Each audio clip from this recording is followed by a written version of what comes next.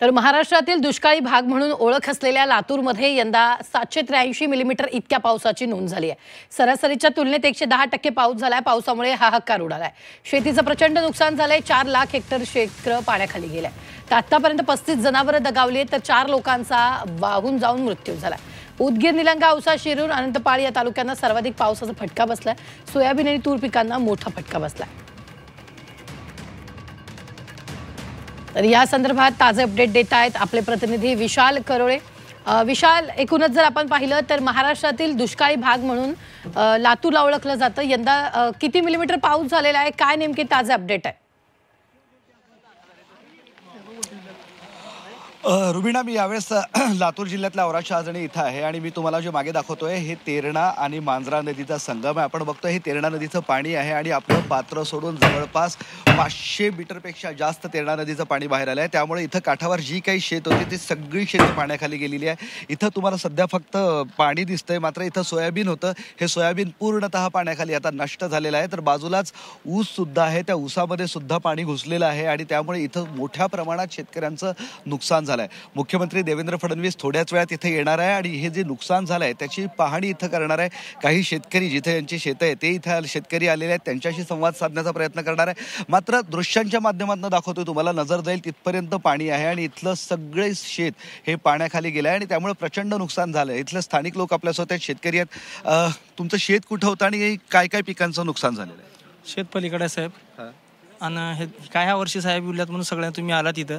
हे दरवर्षी आम्हाला हा विषय सवयीचा होऊन गेलेला आहे, कारण दरवर्षी पाऊस असू नसू अतिवृष्टी नसली तरी डॅमचं पाणी सोडल्यामुळं 4 वर्ष झाला आम्हाला ना सोयाबीन पेरून भेटलो, सोयाबीनची रास मिळाली। उडीद पेरून भेटलो, मूग लवकर येईल पाण्याच्या अगोदर तीही पेरून भेटलो, तीही मिळाली। ऊस लावलो, ऊसादी कंटिन्यू पाणी राहिल्यामुळे ते खांड्या फुटून बेंड होऊन गेलं।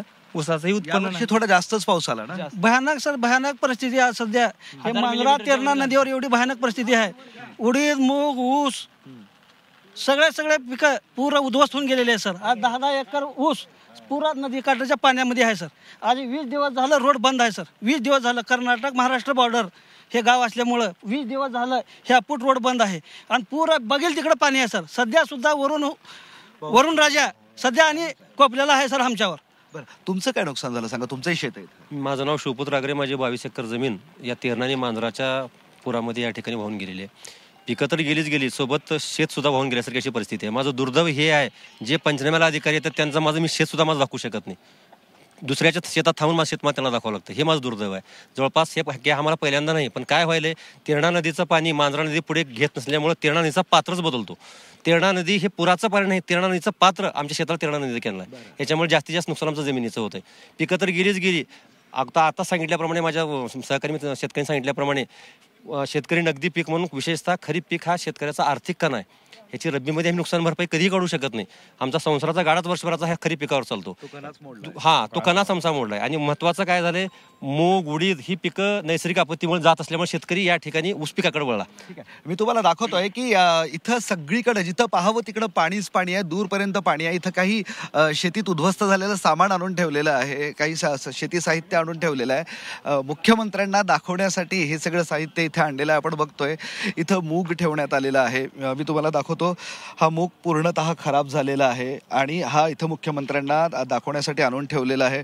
उडदाचं हे पीक आहे, आपण बघतोय कशा पद्धतीने ओळखायला येणार नाही अशा पद्धतीचे उडदाचं पीक खराब झालं आहे। हा उडीद आहे, हे फक्त एक प्रातिनिधिक उदाहरण आपण म्हणूया। असं सगळं पीक या पाण्यामुळं उद्ध्वस्त झालंय। लातूरमध्ये सरासरीच्या जवळपास 110% पाऊस झालेला आहे आणि या पावसामुळं शेतातील उभी पिकं उद्ध्वस्त झालेली आहे। 4 ते 5 लाख हेक्टरवरील पिकं वाहून गेलेली आहे। खरं तर लातूर जिल्हा याची ओळख म्हणजे एकेकाळी इथं रेल्वेनं प्यायचं पाणी आणलं होतं आणि ते नागरिकांना पुरवण्यात आलं होतं। इतका भीषण दुष्काळ या लातूर जिल्ह्यानं पाहिलेला आहे आणि आता आपण बघतोय या दृश्यांमध्ये हजारो हेक्टर शेतजमीन ही पाण्याखाली गेलेली आहे, पूर्णतः उद्ध्वस्त झाली आहे। आता थोड्याच वेळात मुख्यमंत्री देवेंद्र फडणवीस इथं पाहणी करायला येतील, मात्र शेतकऱ्यांचं म्हणणं इतकंच आहे, दिवाळीपूर्वी शक्य तेवढी मदत आम्हाला द्या। यावेळेस फक्त घोषणा नको, तर फक्त आश्वासन नको, तर आम्हाला मदत हवी आहे आणि तातडीची मदत हवी आहे आणि ओला दुष्काळ जाहीर करा, अशी एक आग्रही मागणी शेतकऱ्यांकडनं आपल्याला दिसते।